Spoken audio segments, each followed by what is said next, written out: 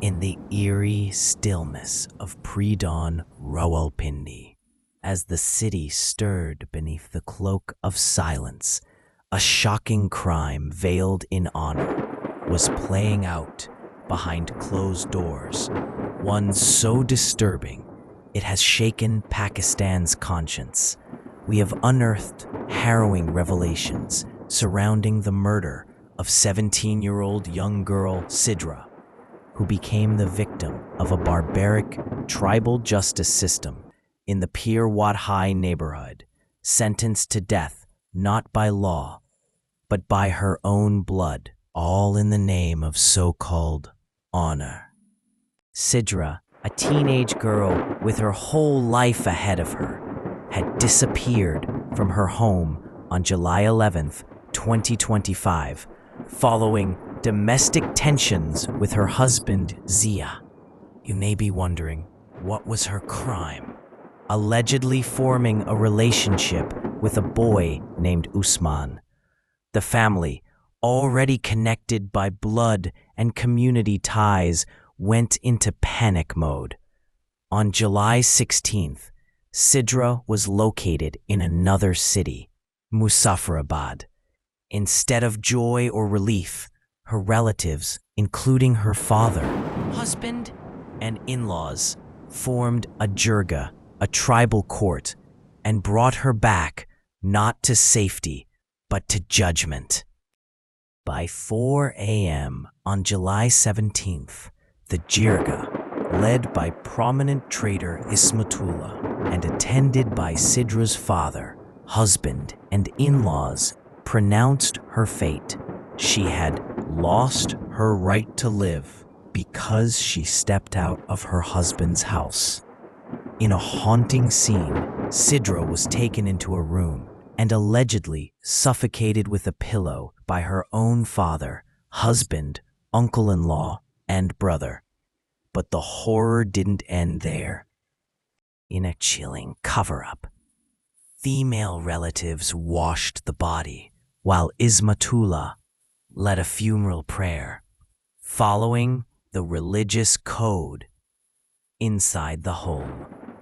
Then, under the cover of silence, Sidra's lifeless body was buried in an unmarked grave, her final resting place erased by leveling the ground. With the help of a gravedigger and a cemetery committee member, both complicit in this calculated act to further divert suspicion, the family registered a fake kidnapping case, claiming Sidra had eloped or gone missing. Police, growing suspicious of conflicting stories and strange activity near cemeteries, began digging, literally and figuratively. Their probe intensified when the accused, in a baffling move, approached Rawalpindi's CPO, claiming Sidra had married Usman and had been kidnapped by him, trying to twist the narrative they had fabricated themselves. Investigators soon raided graveyards, questioned gravediggers, and arrested cemetery worker Irshad and the secretary of the burial committee, who cracked under pressure and confessed. There had been no funeral, no proper grave, just a hastily dug pit and silence. A local magistrate ordered exhumation of Sidra's body, scheduled for Monday, July 28th, under tight security.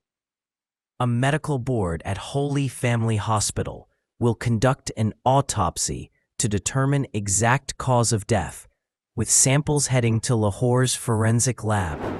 Meanwhile, police have arrested Sidra's father, Arab Gul, her husband, Zia al-Rahman, in-laws, the jirga head Ismatullah, and 32 total individuals, all now named in a murder and evidence tampering case, including women of the family who helped in the post-murder rituals. Shockingly, it's revealed that Sidra had married Usman, her alleged lover, after divorcing her husband, but her family forcefully brought her back through Jirga pressure, ultimately sealing her fate in silence and soil. Even the rickshaw driver, Kayal Muhammad, who transported Sidra's dead body, confessed, revealing it was kept in the vehicle for 2 hours before the hasty burial. A young life erased and subjected to humiliation. Sidra was born into a family that migrated to Rawalpindi's Pir Wat High in the 1980s from Mohumd Agency, seeking safety, stability, and better future. Instead, she met a fate more horrifying than fiction. This isn't just a case of honor killing. It's a cold-blooded murder, wrapped in tradition, fueled by ego, and buried under lies. And now, as the grave is unearthed, so too is the truth. A brutal tale of betrayal, family, silence, and the horrifying cost of honor in a world that still permits it. Sidra's voice was silenced forever. But if anybody thinks her story may just wake a nation, they are gravely mistaken. This is mere one reported murder case out of countless cases of violence and murder of women that went unreported. The country is marred with astounding high number of chilling incidents of honor killing, where majority of victims consists of women.